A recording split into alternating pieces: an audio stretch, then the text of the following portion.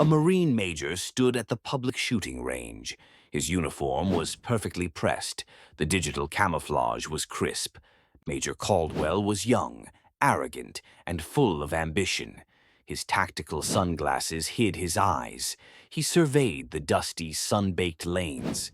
At his side, two young Marines shifted nervously. They tried to mimic his imposing posture. Caldwell saw an old man seated alone. The man was focused on his work. He was cleaning an old M40 sniper rifle. Its wooden stock was dark with age. It was scarred by countless nicks and gouges. Caldwell's voice cut through the air. It was sharp and laced with condescension. "Are you sure you know how to handle that thing, old-timer?" The old man did not look up.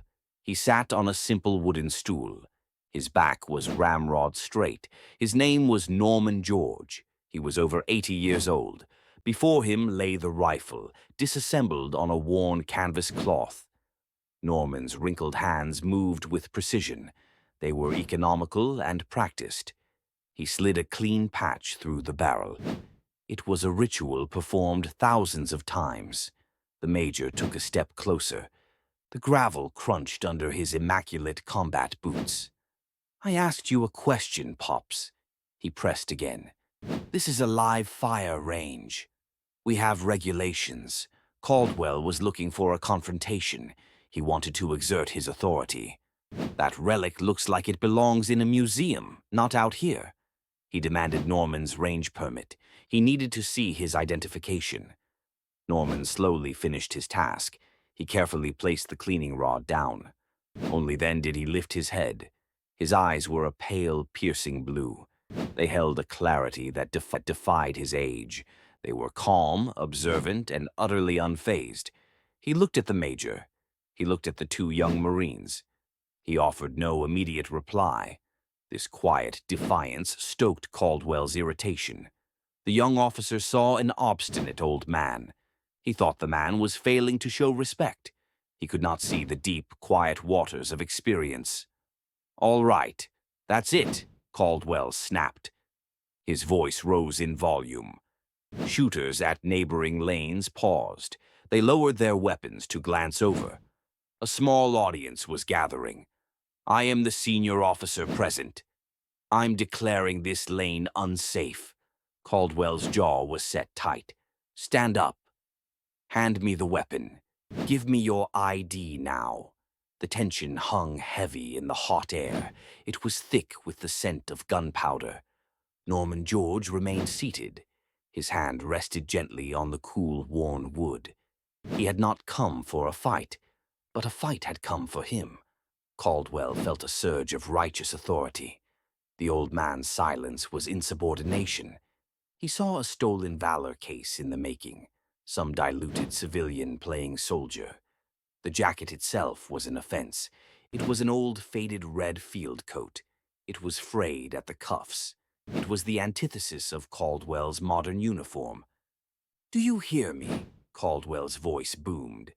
Everyone was watching now. A man a few lanes down slowly lowered his phone. The camera was aimed at the scene. "I am giving you a direct order. Stand up. Place the weapon on the bench. Show me your identification." Norman finally moved, but not as commanded. He moved slowly and deliberately. He reached into his inner jacket pocket. He retrieved a battered leather wallet. It was held together by a thick rubber band. He did not rush. He simply thumbed through the contents. He acted as if he had all the time in the world. This infuriated Caldwell. It felt like a deliberate attempt to undermine his rank. "Are you deaf or just stupid?" Caldwell took another step forward. His shadow fell over Norman. One young Marine shifted nervously.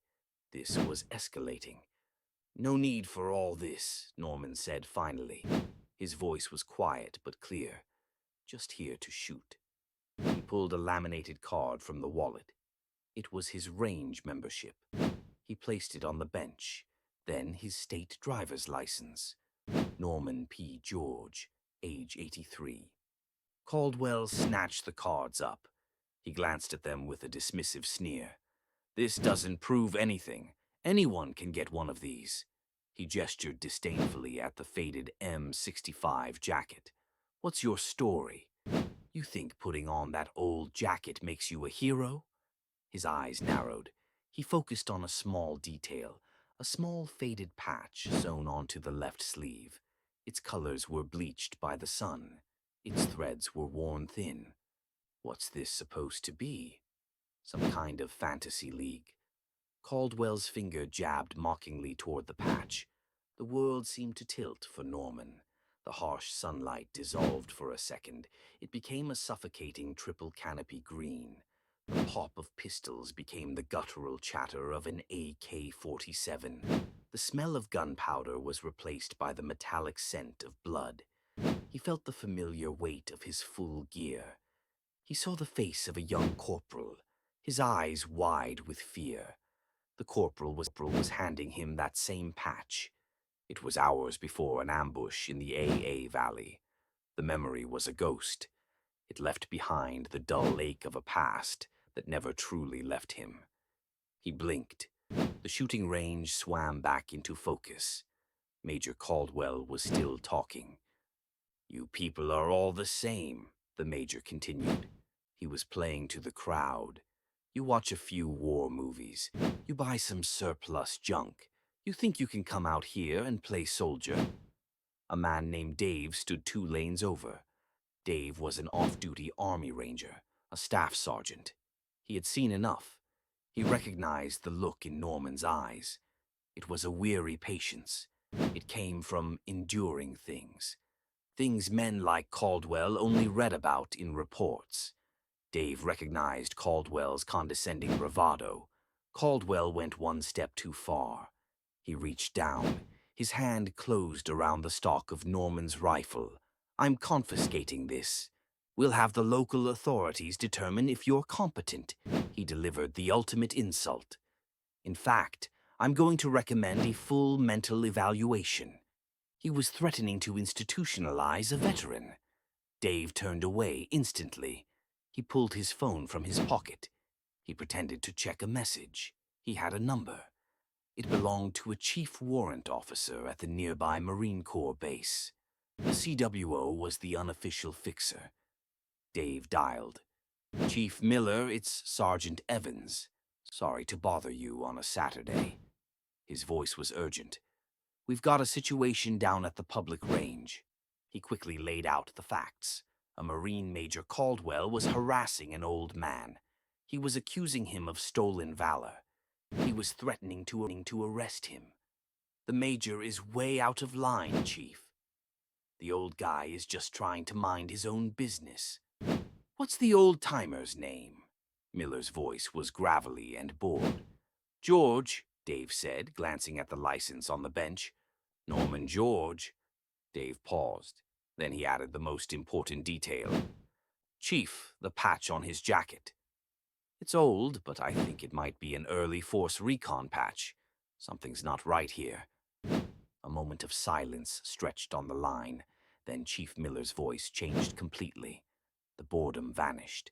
It was replaced by a sharp, electric urgency. "Say that name again, Sergeant." Dave repeated it. "Norman George." "Stay where you are, Evans. Do not engage. Do not let that major leave with him. I'm handling it." The line went dead. Dave slid the phone back into his pocket. He didn't know what he had just set in motion, but he knew the cavalry was on its way. Inside the Provost Marshall's office, Chief Warrant Officer Miller stood bolt upright. He turned to his superior, a lieutenant colonel. "Sir, you need to hear this." Miller's voice was tight. "Sergeant Evans is reporting a Major Caldwell publicly harassing a civilian, an elderly man." The lieutenant colonel looked up, annoyed.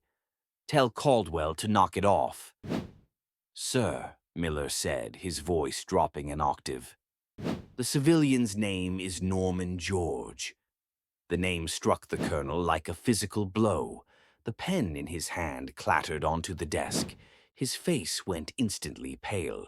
A mask of disbelief and dawning horror settled on him. He stared at Miller. His mind was racing. He was connecting the name to a legend, a name only spoken in hushed, reverent tones. "Get me his file," the colonel finally choked out. His voice was a hoarse whisper. Miller was already typing furiously. A second later, a file appeared on the screen. It was almost entirely black. Digital redactions covered most of the text, but the visible words were enough. Classified. Top secret. Eyes only. Under a list of commendations: Distinguished Service Cross, Silver Star, Bronze Star with V device, Purple Heart X5, Unit Affiliation, 1st Force Reconnaissance Company, MAC V SOG. The official records were a ghost, but the legend was known to every senior Marine.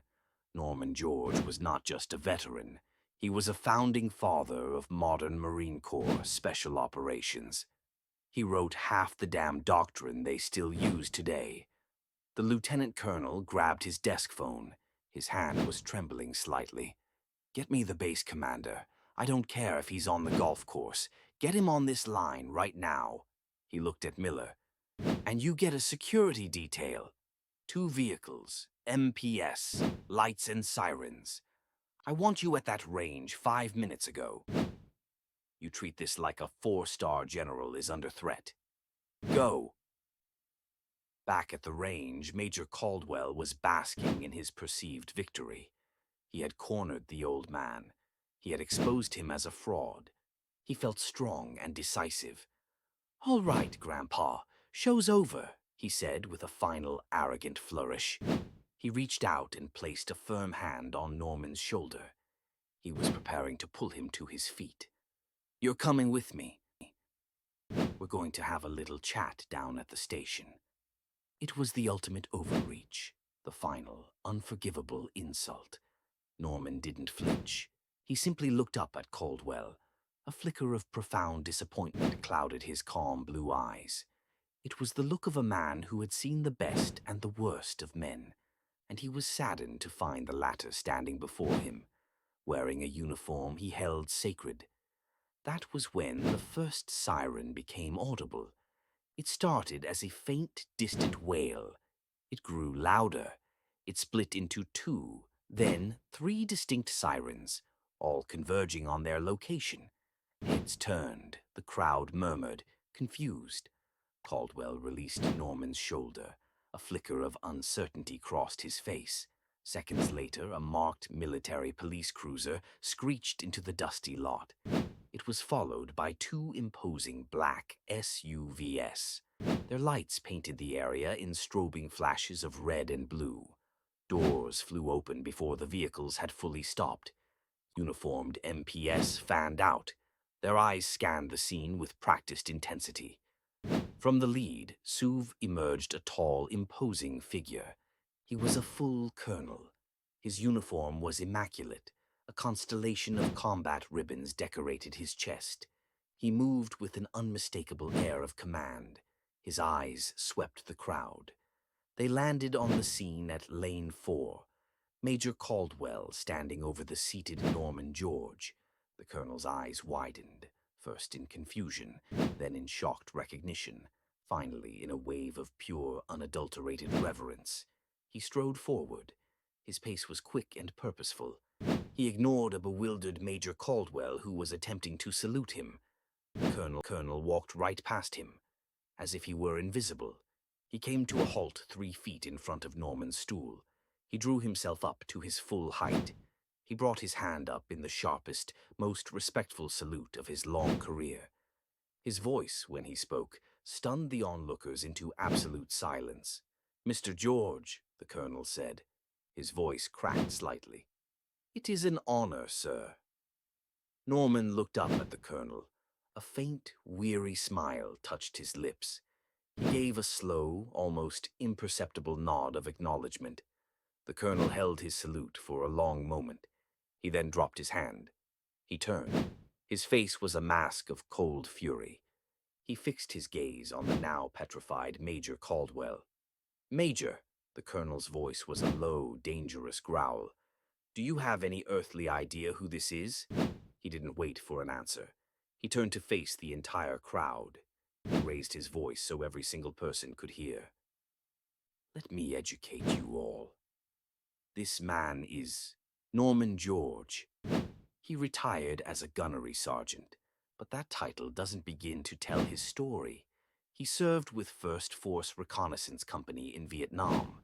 The man you see before you is one of the architects of the Marine Corps Scout Sniper program. The colonel pointed a trembling finger at the M40 on the bench. That is not some relic. That is his rifle, issued to him in 1966. He has been with him on over 100 long-range reconnaissance patrols. He took a step closer to Caldwell. This man holds 2 Distinguished Service Crosses, a Silver Star for gallantry, 5 Purple Hearts. He is a living legend of the Corps, and you, Major. The colonel's eyes were blazing. You have just stood here on my watch and publicly humiliated him. You have dishonored him, and you have dishonored that uniform. A wave of shock and shame washed over the crowd.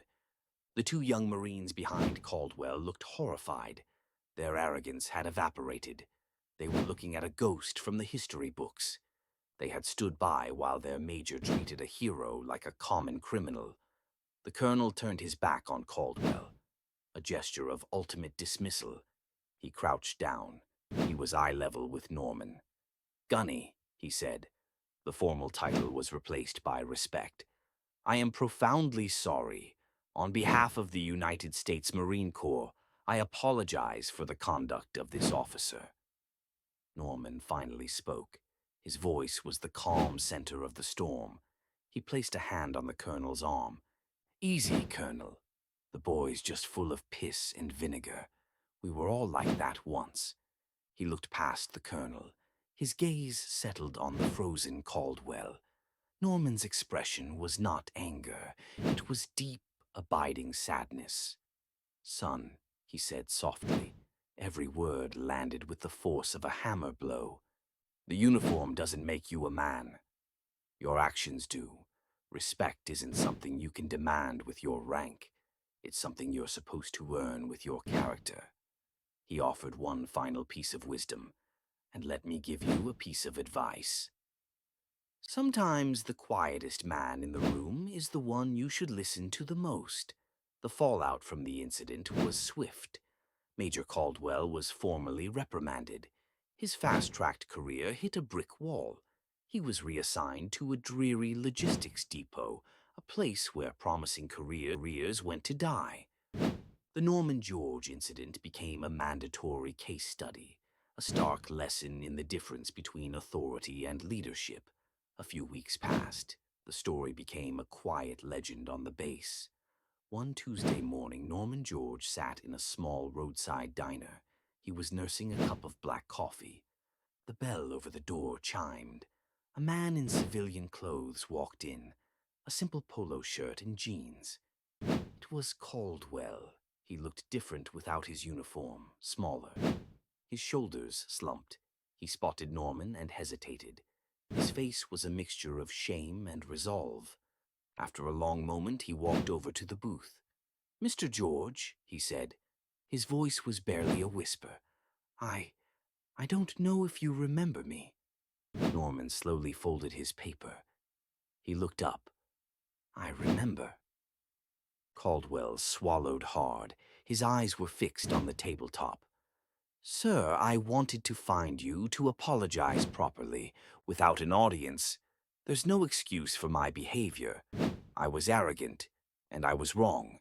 Deeply wrong. I'm sorry." The apology was quiet and sincere. It was stripped of all pride.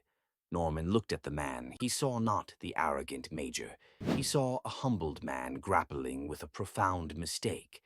Norman simply gestured with his head to the empty seat opposite him. "Sit down, son." His voice was gentle. "Coffee's fresh." Caldwell slid into the booth. Norman motioned for the waitress. She poured a cup for the former major. Norman looked at him. He asked a simple question. "So tell me about yourself. Where did you grow up?" The conversation began. A quiet bridge was being built. An old warrior was offering a lesson in grace to a young one who desperately needed to learn it. The story of Norman George is a powerful reminder. Heroes walk among us every day, often in the quietest forms. They carry the lessons of sacrifice and true character. If you were moved by this story of dignity and honor, consider sharing it, and join us again for more incredible stories of courage and character.